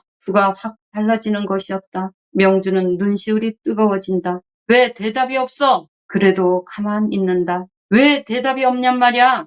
이 새끼가 누구 농담하는 줄 아나? 그제야 입을 연다. 잘 모릅니다. 잘 몰라? 내 애비 녀석이 지랄을 부리는 마르크스 철학을 너는 잘 모른다? 철학과라도 전공이 있습니다. 철학 공부를 한 데서 마르크스 철학을 공부하는 건 아닙니다. 안단 말이야. 그렇더라도 너는 내 애비가 그렇게 열렬한 빨갱이니깐 어렸을 때부터 공산주의의 영향을 받았을 게 아냐? 부치는 집에선 그런 말 한 적이 없습니다. 마음의 길이 삶의 길이지만 그들 부자는 그럴 틈도 없이 보낸 지난 날이다. 좋아. 소식 자주 듣나? 네? 야, 이 새끼. 가는 기가 뭐건? 말귀를 못 알아들어? 명주는 또 입을 다물었다. 지글지글 끓는 물건이 울컥울컥 메스껍게 가슴에 치받쳤다. 무슨 소식 말입니까? 내 애비 소식 말이야. 어떻게 들을 수 있겠어요? 아따 새끼 능청 맡긴 내래알간 내래알디 그렇게 자꾸 말씀하시면 곤란합니다. 뭐? 곤란해? 이 새끼가 아직 정신을 못 차리는군. 그는 의자에서 벌떡 일어나더니 테이블을 끼고 명준의 앞으로 불쑥 다가선다. 명준은 왈칵 겁이 나면서 저도 모르게 두 손으로 막는 신용을 한다. 손목대기 틔우지 못하게 안 있나? 명준은 겁에 질려 오뚜기처럼 벌떡 일어선다. 곧바로 얼굴에 주먹이 날아온다. 명준은 아쿠의 마디 소리를 지르면서 뒤로 나자빠지다가 의자에 걸려 모로 뒹군다. 끈적끈적한 코 밑에 손을 댄다. 마구 코피가 흐른다. 한 손으로 땅을 짚고 한 손을 코에 댄 꼴이 흡사 개 같아 싶어 엉뚱하게 웃음이 흘러나왔다. 그는 쿡 웃는다. 그러자 여태까지 무서움이 씻은 듯 하신다. 이 새끼 봐. 웃어? 오냐? 내 새끼래 그런 줄 알았다. 이 빨갱이 새끼야. 이번에는 발길이 들어왔다. 간신히 피한 발길이 어깨에 부서지게 울린다. 명준의 알 수 없는 품으로 벨이 틀린 나으리는 발을 바꾸어가면서 매질을 거듭한다. 어깨, 허리, 엉덩이에 가해지는 육체의 모욕 속에서 명준은 오히려 마음이 가라앉는다. 아, 이거구나. 형망갈들도 이런 식으로 당하는 모양이지. 그런 다짐조차 어렴풋이 떠오른다. 몸의 길은 으뜸 잘 보이는 삶의 길이다. 아버지도 처음 아버지를 몸으로 느낀다. 엄살 부리지 말고 있나라오. 너 따위 빨갱이 새끼 한 마리쯤 귀신도 모르게 죽여버릴 수 있어. 너 어디 맛 좀 보라오. 명준의 멱살을 잡아 일으켜서 또 주먹으로 갈긴다. 또 한 번 명준은 나뒹군다. 있나서 거기 앉아. 명준은 일어나서 의자에 앉는다. 어때? 정신이 좀 들언? 묻는 말에 순수히 대답하란 말이야. 곤란해? 새끼. 명준은 형사를 건너다 본다. 형사는 휴지를 꺼내서 손에 묻은 피를 닦고 있다. 명준은 코밑을 감싸고 있던 손을 떼어 손바닥을 펼쳐본다. 응어리진 피가 진흙처럼 질척하다. 피, 자기 피, 가슴 속에서 그 핏빛과 똑같은 빛깔의 한 불길이 휘어오른다. 그 불길을 바라본다. 불길은 그의 나의 문에 매달려서 붙고 있다. 그 불을 끌 생각이 나질 않는다. 문을 무너뜨리고 자리를 삼키고 침대, 책상, 커튼, 지렁에 놓인 토르소를 불태우고야 말 그 불길을. 수사에 협력하면 너한텐 죄가 없어. 아버지가 지은 죄를 내가 대신 씻어야 그런 대로 나라에 대한 의무를 지키는 거고 더 큰 의미에선 아들 된 도리가 서디 않게 한 불쌍한 악당놈아. 짓거릴 대로 짓거려라. 안 그래? 또 역정난 소리다. 네, 그렇습니다. 하다닥 놀란 듯한 자기 말투가 슬프다. 담배 피우네? 네, 한 대 피워. 그는 명준에게 담뱃갑을 내민다. 지금은 피우고 싶지 않습니다. 더 권하지도 않고 형사는 저만 담배에 불을 붙여 한 모금 빨아들인 다음 후 내뿜는다. 이를 한바탕 치른 다음 흐뭇이 한숨 돌린다는 몸짓이다. 속에서 탈대로 타고난 무서움의 잿더미에 미움의 찬비가 소리 없이 내리면서 남은 죄를 고스란히 적시며 명준의 온몸에 스며간다. 부두둑 이가는 미움보다 더 차분하지만 사무치는 미움이다. 경찰서를 나선다. 서의 뒤편에 있던 동산에 올라간다. 나무 그늘 밑에 쭈그리고 앉는다. 초여름 한창 길어가는 햇살은 아직도 창창하다. 셔츠 앞자락이 온통 피투성이고 보면 거리를 걸어갈 수가 없었다. 그런 몰골을 한 채로 돌아가라고 그를 내보낸 형사의 처사가 얻어맞을 때보다 더 분했다. 한 사람 시민이 앞자락에 핏물을 들인 채 경찰서 문을 나서는 걸 그들은 꺼려하지 않는다는 뜻이다. 그 모습 대로 걸어가서 온 천하가 다 봐도 아무 상관없다는 소리나 마찬가지였다. 그는 몸을 떤다. 빨갱이 새끼 한 마리쯤 귀신도 모르게 해치울 수 있어? 어둠에서 어둠으로 거적에 말린 채 파묻혀가는 자기 주검이 보인다. 나는 법률의 밖에 있는 건가? 돈과 마음과 몸을 지켜준다는 법률의 밖에 있는 어떤 길, 무릎을 꿇어안고 앉은 발끝에 저희들 몸집보다 훨씬 큰 벌레를 여러 마리 개미가 굴리고 있다. 그는 발을 움직여 개미를 비벼 죽인다. 풀과 흙에 묻혀서 자국도 없어질 때까지 발을 놀린다. 마지막에는 손바닥만 한 땅바닥이 범벅이 되어 드러나고 벌레와 개미는 말끔히 사라져 버렸다. 그 벌레처럼 그 누군가가 커다란 발길이 그 명준을 비비고 뭉겨 티도 없이 지워버린다면 아니 아까 그 형세는 정말 그럴 수 있다고 했다. 법률이 있다. 시민의 목숨이 그렇게 어둠 속에서 다뤄질 수는 없지. 불쑥 한 가지 생각이 떠오른다. 아까 그 형사를 폭행으로 고소를 하자. 그러나 그는 곧 머리를 젓는다. 전에 한 번 본 일을 떠올린다. 잠깐에서 일어난 일이었다. 한 사람이 승무원석에 앉아있고 그 앞에 또 다른 사람은 마루에 꿇어 앉아있다. 올라앉은 사나이는 검은 안경을 끼고 있다. 자리가 떨어져서 무슨 말인지 알 수 없었지만 검은 안경은 무엇인가 한마디 하고는 꿇어앉은 자의 뺨을 후려갈긴다. 또 뭐라 하고는 발길을 들어 무릎을 걷어차고 무릎으로 턱을 올려치는 것이었다. 처음에 그쪽으로 쏠렸던 차석의 눈길은 곧 제자리로 돌아들가는 것이었다. 보아서는 안 될 일을 본 것처럼 제가 당하지 않은 것만 천만 다행이라는 듯 외면하는 사람스럽지 못한 그 속에서 명준 자신도 죽은 듯 숨을 죽인다. 지금 생각하면 그 검은 안경을 낀 형사의 본때는 든든히 믿고 있는 어떤 힘을 가리키고 있는 게 분명했다. 그렇지 않고서야 무사람이 보는 앞에서 혐의자를 마루에 꿇어앉히고 때린다는 따위 짓을 할 리가 없다. 눈과 마음과 몸을 지켜준다는 법률의 밖에 있는 삶. 그는 번듯 드러눕는다. 푸른 하늘이다. 좋은 철이다. 몽실한 솜구름이 여기저기 또 돌아가는 하늘은 좋다. 문득 우스개 한마디가 떠오른다. 좋은 철. 국리질 공부꾼은 보람을 위함도 아니면서 코피를 흘렸는데 내 나라 하늘은 곱기가 지랄이다. 눈물이 주르르 흐른다. 분하고 서럽다. 보람을 위함도 아니면서 아버지 때문에 어쩐지 아버지를 위해서 얻어맞아도 좋을 것 같다. 몸이 그렇게 말한다. 멀리 있던 아버지가 바로 곁에 있다는 것을 깨닫는다. 그의 몸이 거기서부터 비롯한 한 마리 씨벌레의 생산자라는 자격을 빼놓고서도 아버지는 그에게 튼튼히 이어져 있었다. 아버지는 그의 옆방에 살고 있었다. 옆방에 사는 아버지를 미워하는 사람들이 명준의 방문을 부수고 들어와서 그에게 대신 행패를 부린 것이었다. 멀리 있는 아버지가 내게 코피를 흘리게 하다니 이건 무얼 말하는 것일까? 높은 데서 솔개가 빙빙 돈다. 어디선가 한가한 새 울음. 명주는 격해야 할 자기가 이렇게 마음이 가라앉아만 가는 게 이상하다. 싸늘한 웃음이 안개 피듯 피어나 마음속 높은 천장에서부터 아래로 내리밀면서 으스스 떨게 한다. 어느새 해도 넘어가고 눈앞에 보이는 애써서 건물 창마다 불빛이 흘러나온다. 이젠 길골목을 빠져가면 그런 대로 자기 몰골을 드러내지 않고 돌아갈 수 있었지만 얼른 자리를 뜰 생각이 나지 않는다. 손을 들어 얼굴을 만져본다. 눈 언저리와 입 언저리가 부었다. 혓바닥으로 윗입술을 할랜다. 아까 그 형사는 아직 저 건물 속에 있을까? 그는 처음 만나는 나를 왜 그렇게 미워했을까?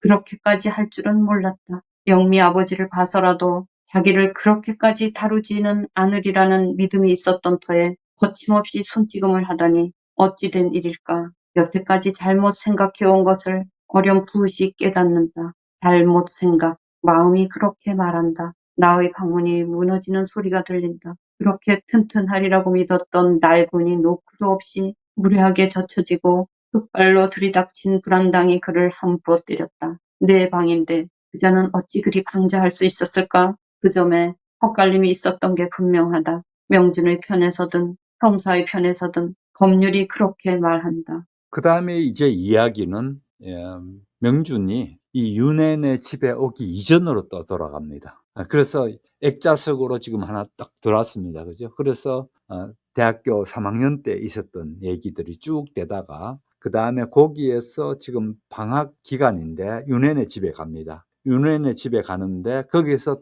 또 한쪽으로 더 들어가죠. 더 과거의 얘기를 합니다. 영감 어느 날 영미 아버지가 형사가 영미 아버지는 지점장인데 은행 지점장인데 형사가 찾아왔더라는 얘기를 합니다. 그래서 자네인데 묻고 뭐 그러던데 뭐 그러면서 얘기를 해줍니다. 그랬더니만은 결국은 명주는 이제 형사에 불려가서 취조를 받습니다. 왜 그러면은 명준의 아버지가 월북을 했는데 이 윤앤의 아버지, 영앤의 아버지 또는 태식의 아버지한테 이렇게 형사가 찾아오는가 하면은 당시에 아시다시피 이 이명준은 그 아버지 친구인 태식의 아버지의 손에 의해서 그나마 대학도 다니고 이렇게 해주고 있습니다. 즉 태식 아버지는 자기 친구를 봐서 이 아이를 대학을 공부시켜주고 있는 이런 사이였거든요.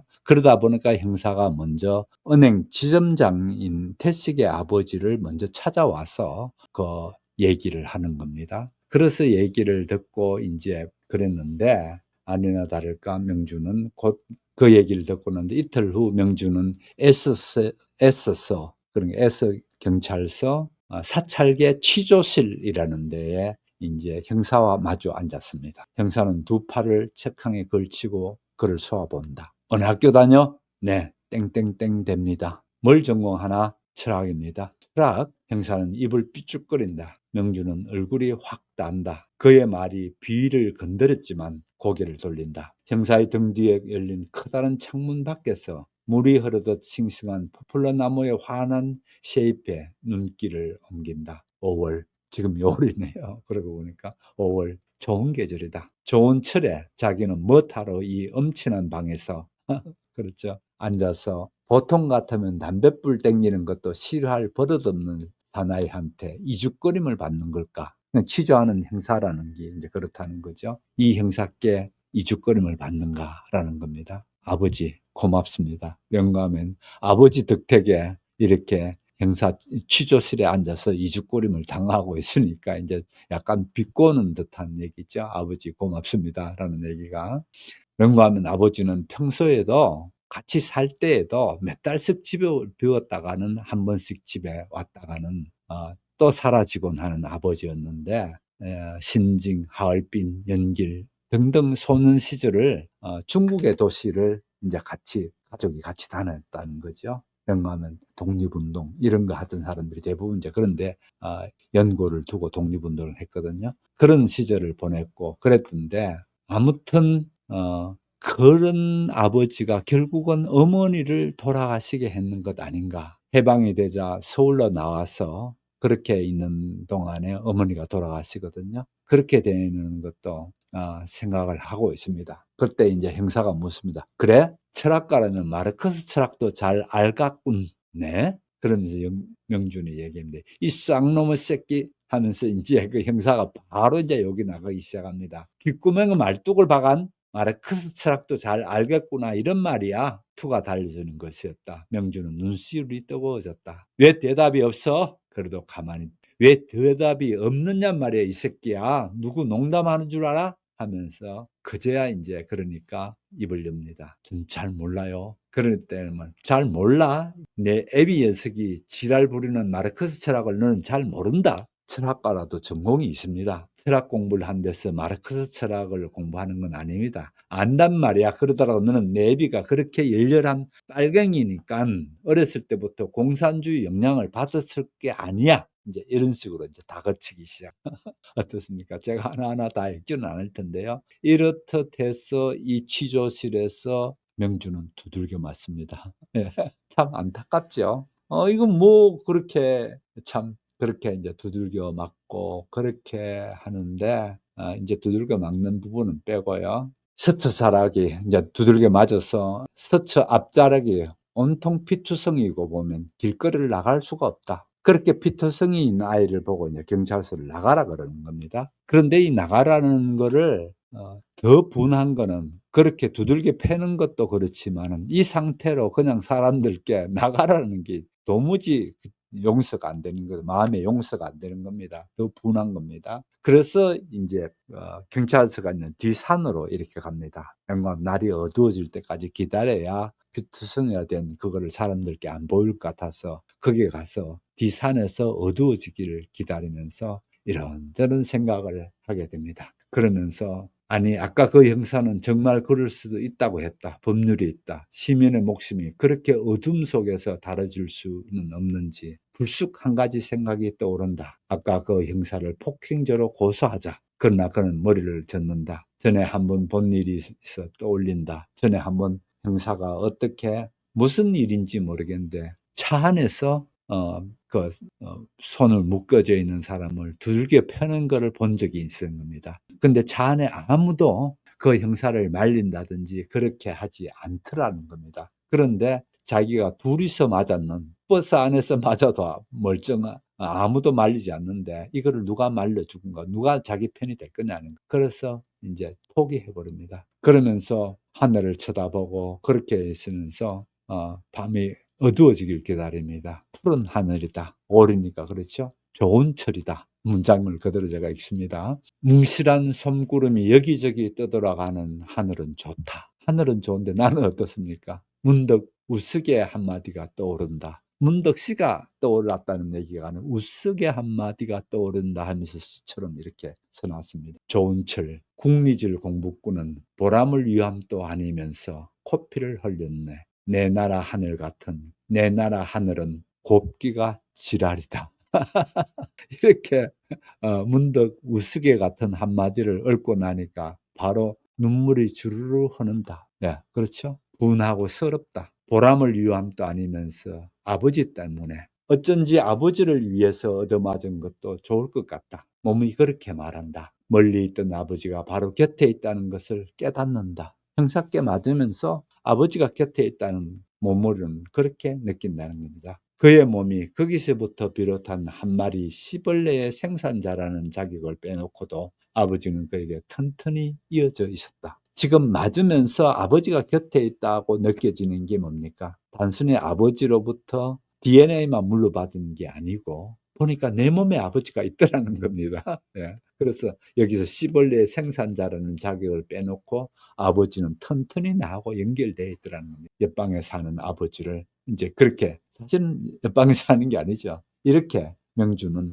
그렇게 보는 겁니다. 그렇게 명준의 아버지하고 옆방에 살고 있는데 형사들이 그 방문을 부수고 들어왔다고 그렇게 보는 겁니다. 그렇게 형사들이 부수고 들어와서 행패를 부리고 하는 거를 지금 코피를 흘리고 두들겨 맞은 상황을 그렇게 해석합니다. 결국 뭐가 침해당했나요? 나의 물술이 무참히 짓밟히고 있죠. 바로 이겁니다. 예. 남한에는 그나마 밀실이 잘 보장되는 줄 알았는데 웬걸 지금 나의 밀실이 완전히 짓밟히고 있는 것을 느끼고, 그러니까 얼마나 허망하겠어요. 그런 생각들이 이제 먼저 이렇게 있고, 그 다음에 또 일주일 후에 두 번째에 또 형사들 앞에 잡혀갑니다. 그 형사들 앞에서 두 번째 형사와 이제 마주 앉아 있는 부분인데요. 자, 이만큼 하고 이제 오늘은 마쳐야 될 것 같습니다.